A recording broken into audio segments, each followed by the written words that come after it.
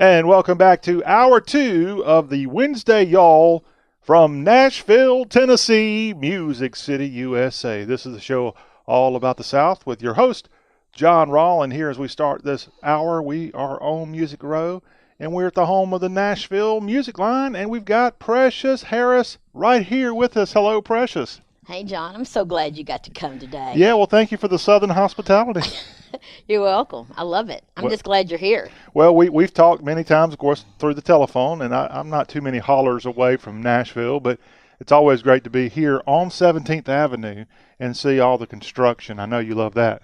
Oh, don't even go there. I blew my horn so many times at the dump truck, it almost took my front ender out. Yes, my front ender. You know what that is?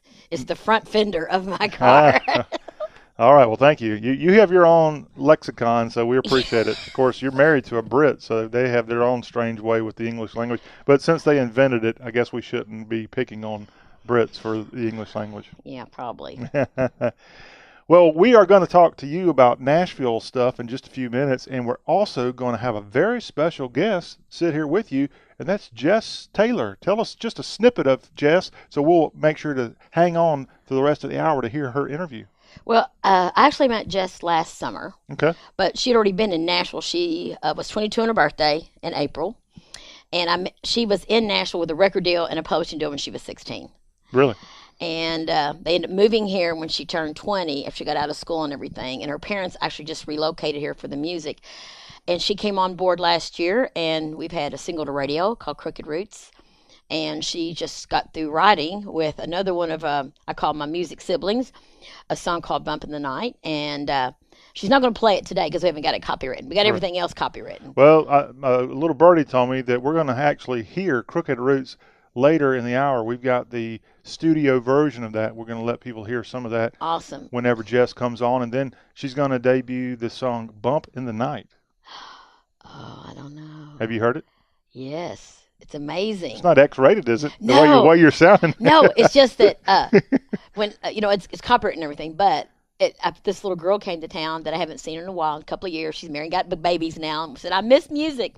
So I put her and Jess together, and within an hour and 10 minutes, this song had written and was out the door. Bump in the Night. Bump in the Night. It was really good. Well, I'm looking forward to hearing from Jess, who is a Floridian, and we're looking forward to introducing you here on the Y'all Show later this hour. All right, Precious, before we get to country music, let's talk a little hashtag hullabaloo. You think you could write a song called hashtag hullabaloo? I'm afraid because I'm just learning what a hashtag is and how to do it. Yeah, well, when you get on social media, you find the most insane, some funny though, amazing things out there. And we're going to dig into hashtag hullabaloo for a few minutes now. And I found this tweet from Kurt von Schleckler.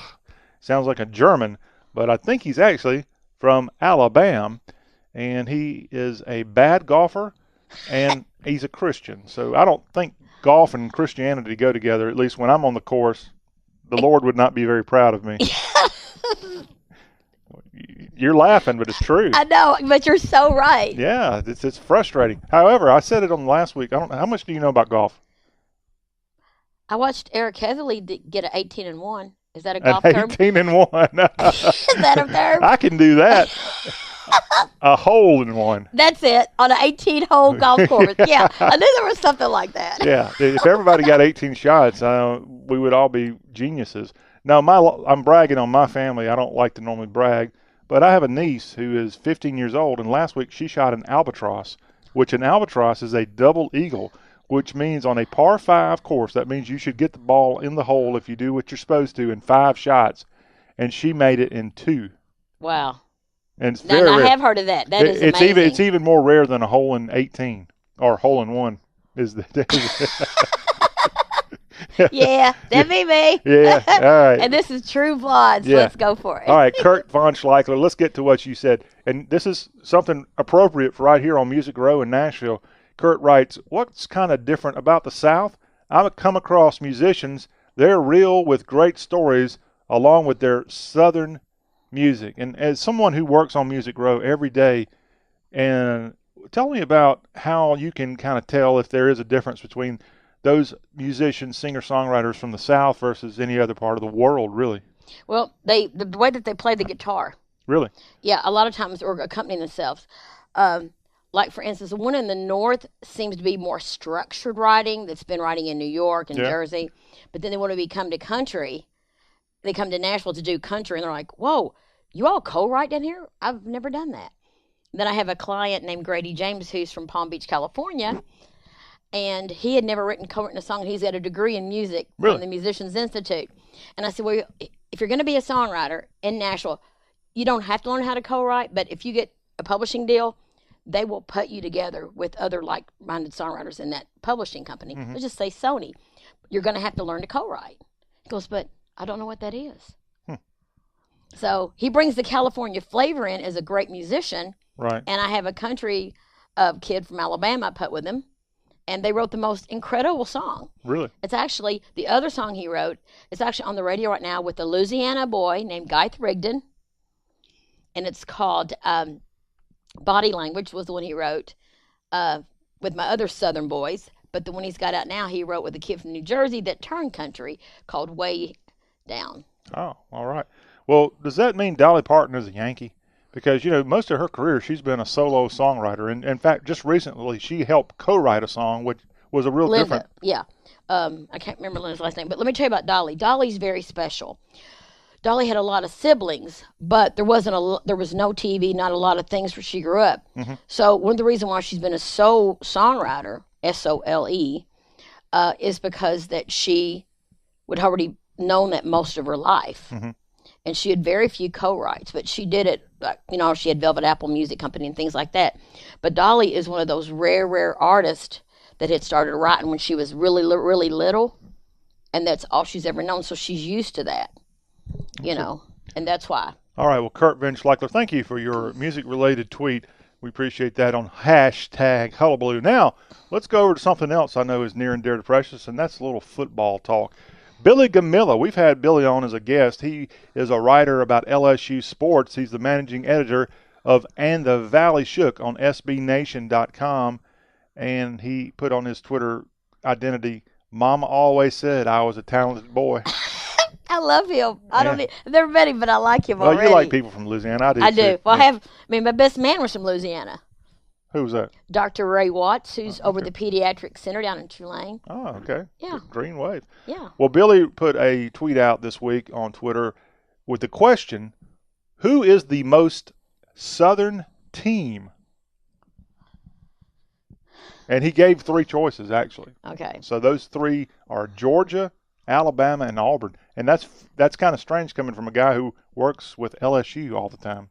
So LSU is not very Southern, according to their own managing editor of And the Valley Shook. So what's the most Southern school?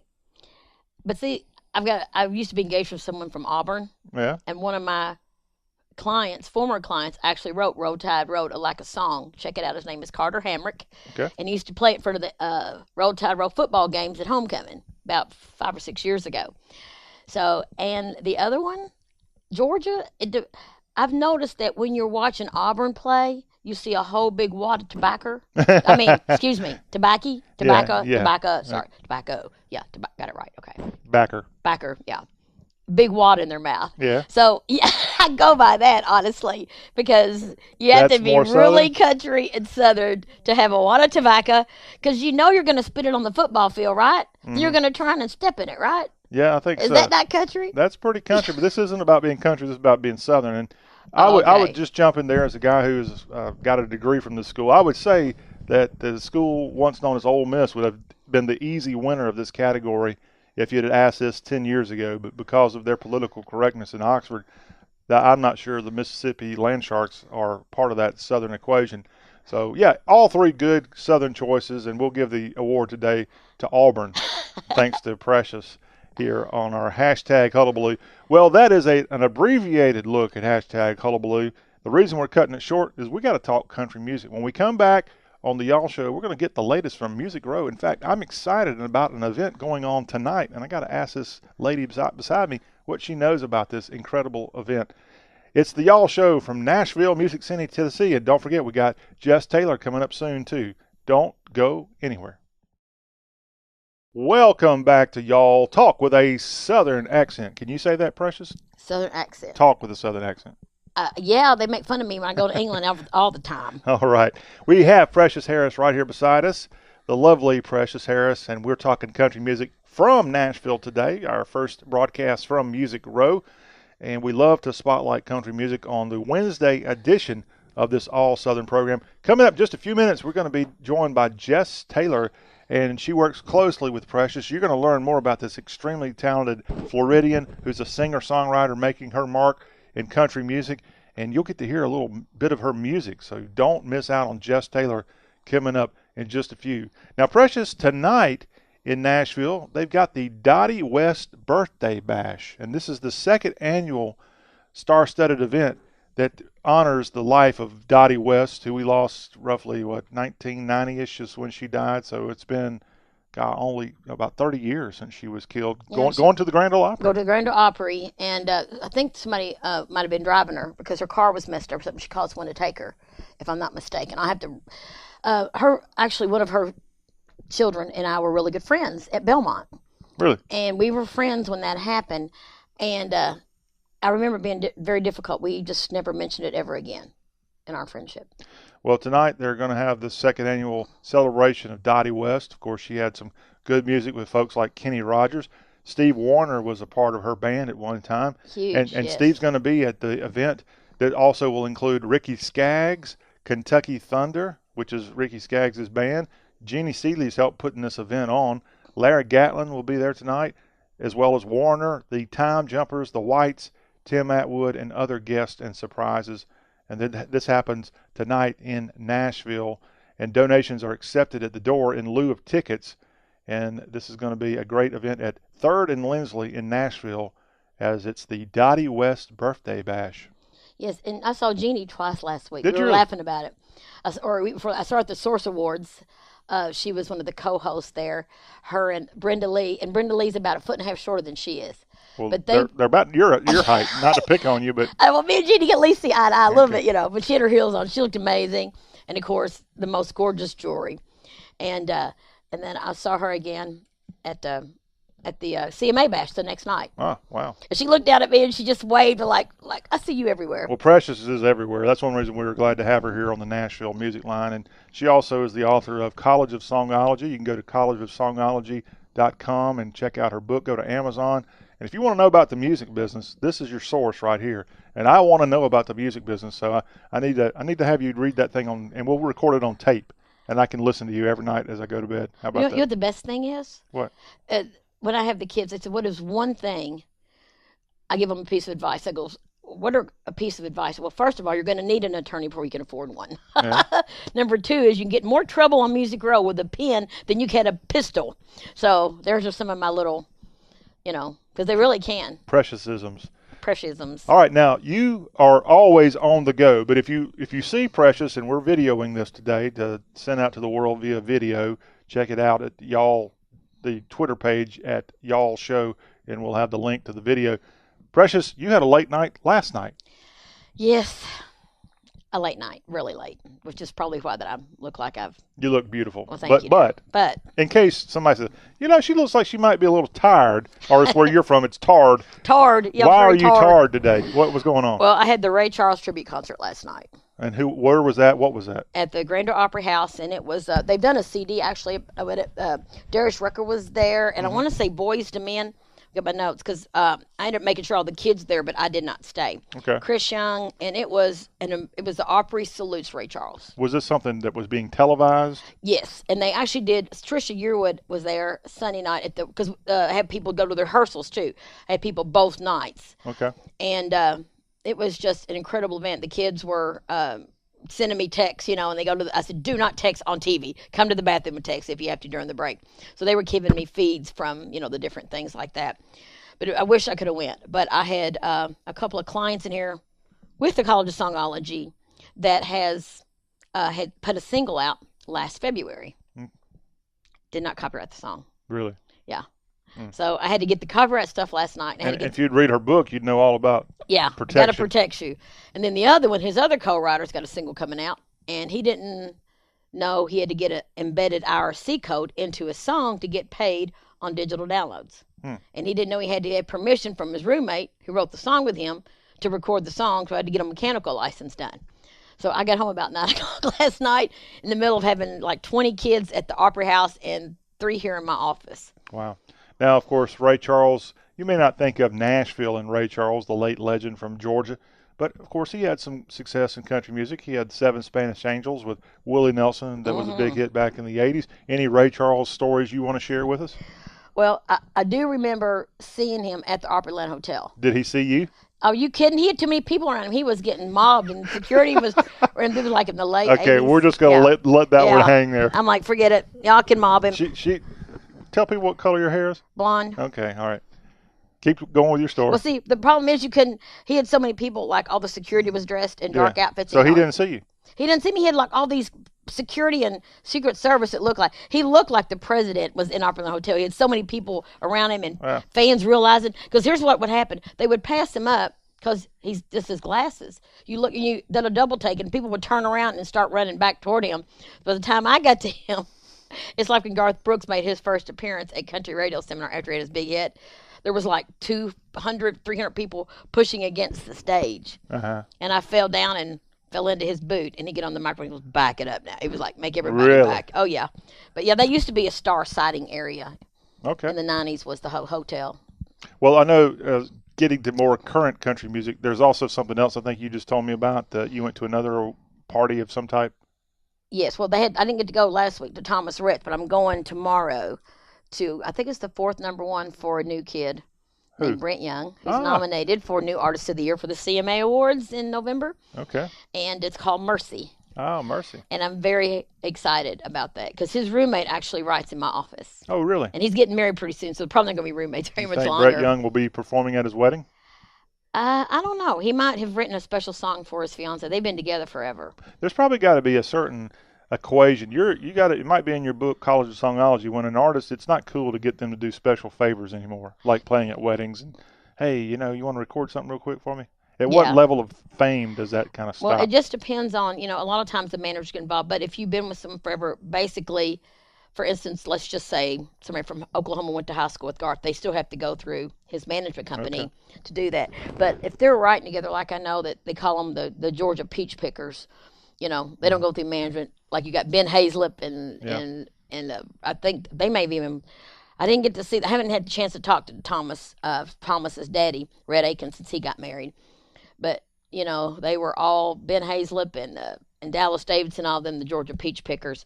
They do things all together and just do it without management could sit and help each other out and say, I'm going to help you do this. Got a benefit. So they actually made it a real thing where they used to just play out just to raise money for a charity. It's really, they do have a show at the Ryman now called the Peach Pickers and whatever charity that they're going to be, helping. So it's pretty cool. We're talking with Preshias Harris, Nashville Music Line from Nashville, Tennessee, USA. Music Row. Music Row, right here on 17th Avenue. We're actually in an iconic building. I know we're right across the street from Studio B, RCA Studio B, but what's iconic about this building? Okay, well, across from you, and the music over there, that is Eric Church's, one of his publishing companies. Okay. His people, Ross Copperman, them's over there. You'll see Elvis Shane over there, and he's fixing to get a deal, and he's a Kentucky boy. But in this building, a friend of mine walked in the first time after we moved over here from the Buddy Lee Attractions building. He goes, oh, my God. I'm like, what? He goes, I wrote a MIDI hits in here when I was writing for Loretta Lynn Music. He said, I think I wrote Son of the South in this building for Travis Tritt. I'm like, you're kidding. He goes, yeah. So it was really cool. It used to be the Collins Music Building. Okay. And then Doc McGee bought it, Kiss's manager.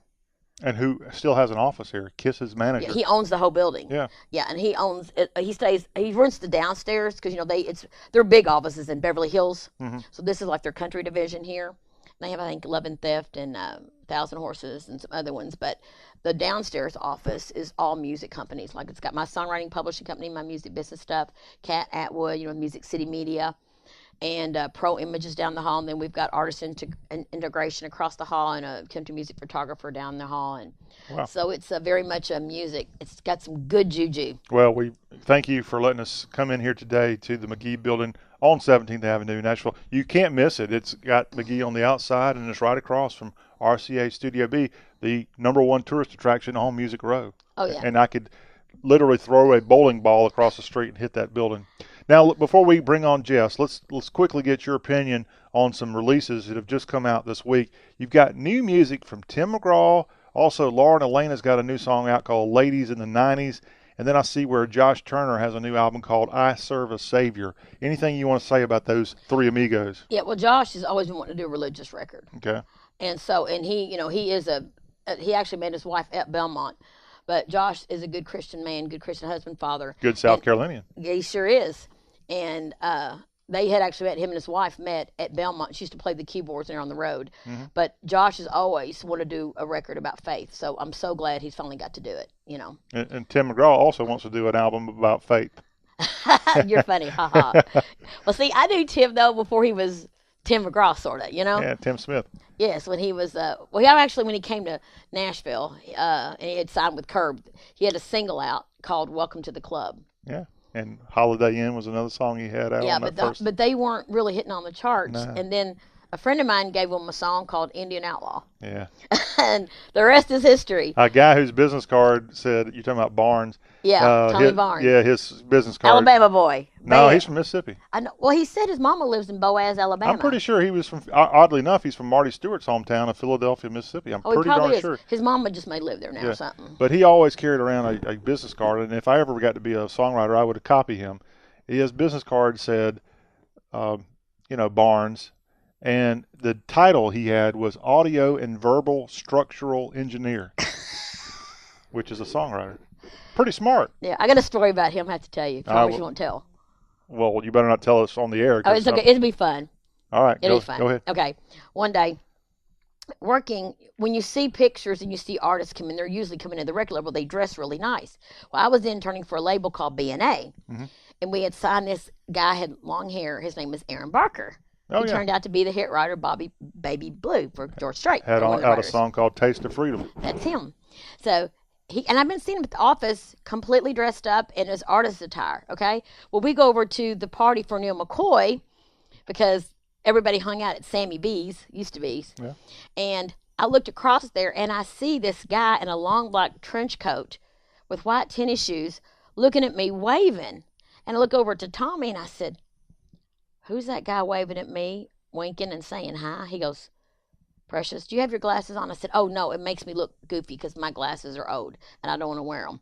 Because you might want to put your glasses on because you're his intern. He signed on B&A. His name is Aaron Barker. I'm like, "Oopsie daisy." And he goes, "Oopsie daisy, don't ever tell anybody." So when Aaron got inducted year before last to the Nashville Songwriters Hall of Fame, I got to tell him the story.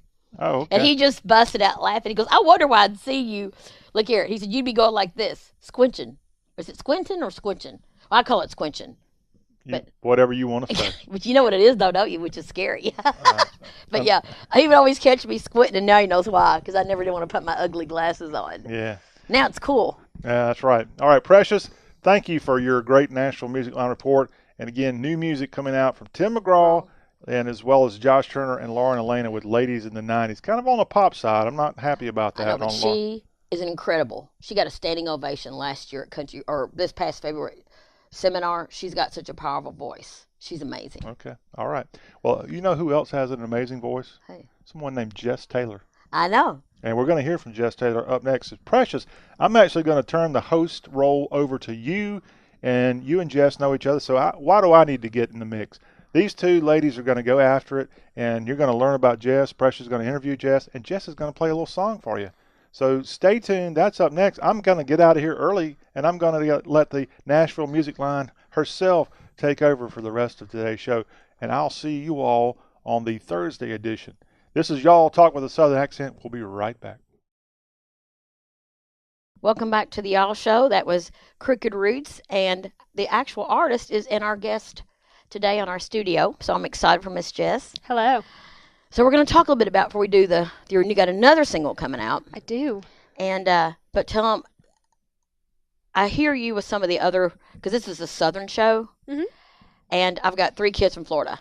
Okay, I've got Heath and Bailey and Jess, and the first thing out of their mouth when they realized they were all from Florida is they said, "Are you a Gators fan?" What did you say? Oh, I am not a Gators fan. No. I am a Miami Hurricanes fan. Which is so funny because the other two are Well, I thought Bailey was an FSU fan. Maybe not. Well, she goes back and forth. She's flip-flappy. Right. Yeah. Yeah, no, I am a University of Miami football fan. I watch pro football more than I watch college football. I'm a really big Miami Dolphins fan. I say that with a really sour look on my face right now. Don't make me lose my headset. Now, tell me a little bit. I was telling John a bit earlier about you. You started in the industry really young. I did. Well, so I've been singing my entire life, writing songs. My dad is a musician, so that's kind of where I got my inspiration from. But I took to the stage for the first time when I was 4 years old. I sang Christmas Shoes with my dad at our church production. And there were probably about like 300, 400 people in the crowd. So for 4 years old, that was a pretty big crowd. And, you know, I mean, I remember it vaguely, but from what everybody told me, I just walked right out there like a little superstar, and I sang my heart out, and then I walked back off stage, and I was like, I want to do it again. So that's kind of when my parents knew. They were like, oh, we got a little diva on our hands. She's going to be a singer. And you know, you've got other siblings too. I do. I have 2 sisters. And you just got back from seeing one of your sisters spent most of August and September in London. Yeah. Oh yeah. Oh my goodness. It was amazing. London is a place like no other.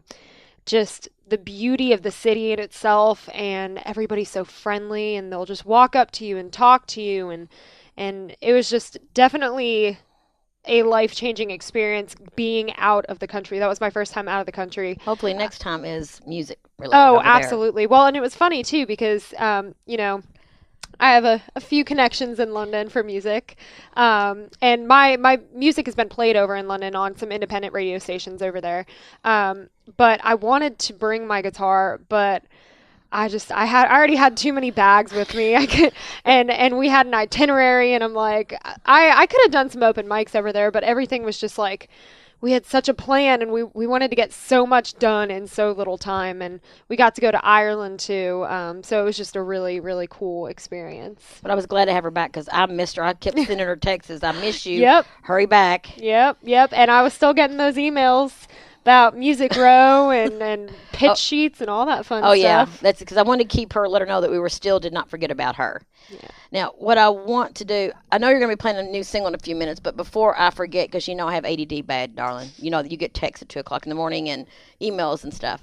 Only because I know that she's up. Yes. Tell us about your Facebook, where they can find you and things like that. Yeah, so I have a Facebook page. It's Jess Taylor Music. Pretty much all of my handles on social media are Jess Taylor Music. Twitter is Jess Tay Music. YouTube is Jess Taylor Official. And I also do have a website. It's jesstaylormusic.com. There you can find literally any social media updates, shows that I have coming up, new photo shoots, new singles, new music that's coming up. Yeah. Pretty on it. Now, when I got her last summer, and the first thing we did is kicked her right into writing sessions and things, and we literally have a music family.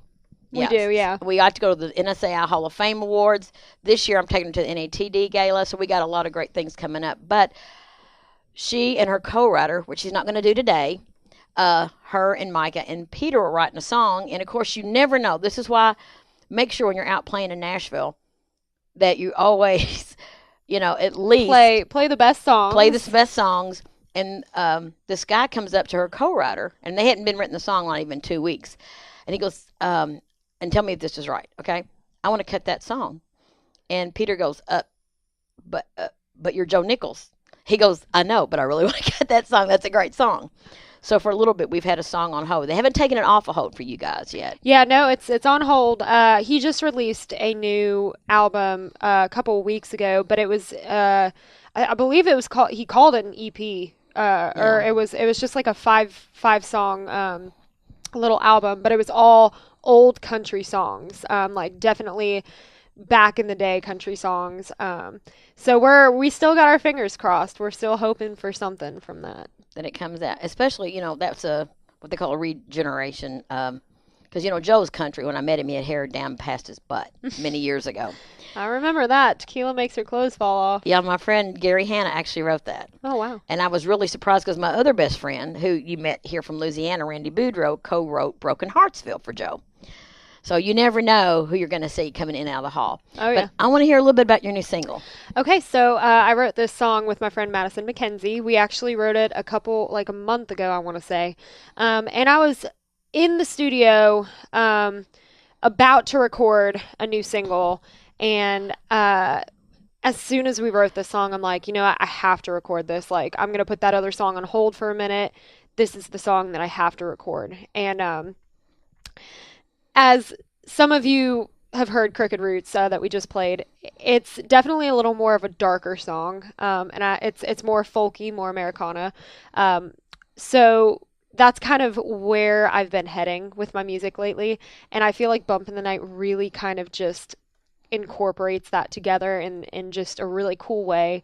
And it's funny because Madison told me when they started, or what she was going to originally write this song with her sister, and her sister was like, I don't know if I want to write that song. I just don't know where I can take it. And so she brought it to me, and immediately when I heard the title, I was like, yes, let's do it. Let's make it really cool. So the song is called Bump in the Night, and I guess I'll kind of play you a verse and a chorus for y'all to hear. A little teaser. Just a little teaser.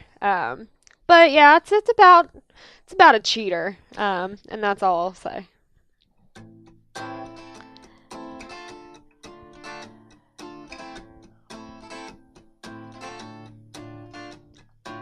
You didn't think I would know you were too sly for it, but these walls, they hear everything and they won't keep quiet. I see your shadows, they drift in the firelight, and your secrets the darkness won't hide. I heard you go bump in the night, knew something wasn't right. The lights were off, the door was locked, still haunted by all that I saw. She pulled you to the other side, bump in the night. So yeah, it's just kind of like a creepier, ghostly take on cheating. And matter of fact, speaking of that, I had someone in my office last week. You may remember her from Alabama, Ashton Shepherd. And she is actually going to be coming in to write with you. Okay, awesome. And I told her, and she said, does she like writing cheating songs? And I said, it's so funny you would say that. Well, and it's the funniest thing because I've never been cheated on. Like, for some reason, I can write really good cheating songs. I don't know where it comes from. Maybe it's just like this creativity I got going on in my mind, but I can write cheating songs, and I've never experienced cheating. So, well, now you're playing a show tonight. Mm-hmm. You're playing. 2 weeks ago you were at Doghouse. Then you had your suicide prevention show, mm-hmm. and then tonight you're playing at Poncho and Lefties. Poncho and Lefties. Yes, there is a new music venue here, Poncho and Lefties. Oh yeah, so, it's actually right next door to where I work, or one of the places I work. Yes. I got a lot of jobs. Yeah, because I need her to be very flexible. And I will call her 20 minutes, say, can you get down here and write Nicole right? Yep. But that's okay. We've had some great writes. And it's one of the best part of that song that you wrote with Madison is that's the first time y'all ever written together. Mm-hmm. And she'd been gone from Nashville for almost 3 years. Yeah. And I said, I got someone who's an incredible writer, incredible guitarist. I would love for you to write with her. And it's just like, and the parents, if they seen it was a total God thing. That because both days she's got your single, y'all wrote on Tuesday, and then she wrote with my Christian artist Andrea on Wednesday, and it's her new single with Madison. So she's getting like 2 for 2 right now. So we're excited about that. Yeah, it's gonna be awesome. I'm in the studio right now recording. I wanted to release it in October, but I kind of feel like I want this song to be so amazing, and I want to take my time on it. So I'm thinking of a January release date. I haven't decided yet, but all I know is that I'm going to take my time on this and make sure it sounds exactly the way that I want it to. I want to make sure everything's just like authentic and perfect on it, and we're going to do some cool photo shoots for it, I'm and excited about music that. videos and all that fun stuff. Yeah, so we're going to get a schedule laid out. But before we go today, John's going to be back next week. But if you get a chance, keep staying tuned to y'all radio because I'm going to let John know he's going to be the first one to get the single. Okay? First one. So we're probably going to premiere it here. Is that okay with you? Yeah, I'm cool with that. Okay. So one more thing before I bring John back on to the next week. You are involved in doing a lot of charity work. Mm-hmm. You help animals. Yep. I think you just rescued a dog not too long ago. I did rescue my little Georgia pup. Yes. Now, why did you name him Georgia? I actually didn't name her. My boyfriend named her. So he didn't name her. Well, no, I'm sure there was a story behind it. We had been coming up with names for like a couple weeks because we knew we were going to adopt a pup. And we both love Criminal Minds. So, I said we should name the dog Rossi, but he wanted a girl pup. So we went back and forth, and then finally, like I said, we used to watch this show, and one of the main characters' names was Virginia, and he was like, "Oh, well, you know what? I really like the name Georgia for a dog." So I was like, "Yeah, I like it too." I did too, because I have you have a co-writer Justin Dukes from Georgia, and some other clients are called the Music Siblings from Georgia. But what is the now? Tell me a little bit about your suicide prevention stuff you've been doing. So a few weeks ago, I had someone close to me commit suicide, and it was really rough to deal with, to be honest. It just kind of came out of nowhere, and I get it sometimes always does. But when I was 16, I wrote a song called Why. And I had a family friend attempt suicide, and so I'm sorry, this is like kind of weird to talk about. That's okay, but just just tell them where we can go find that. Hopefully, the song on that. Yeah, it's called Why. It is on Spotify. But yeah, I've just kind of, it's been something that's been close to my heart, and a couple weeks ago, actually a week after I had that person commit suicide, I did a suicide awareness event for the Tennessee Suicide Prevention Network, and it's just something that is so unfortunately prevalent in our society nowadays because people just don't know where to turn. Yeah, there's been artists be spokesperson for that. Winona was a spokesperson, and so was Jog Bartley from Firefall. I met it. Yeah, it's and there's so much that a word can mean something to somebody, and there's just the Tennessee Suicide Prevention Network does so much to help with prevention, and if you need to talk to someone there, definitely someone that you can talk to. Yeah, I actually used to work there. You were probably in first grade. But it's a great thing. But we are so proud to have Jess Taylor on here. As you can see, she's not just an artist, she's a guest. She's very much involved in the community, anything from animals to charity. So I'm very, very proud of her. And the name of her single coming up hopefully in January is called Bump of the Night.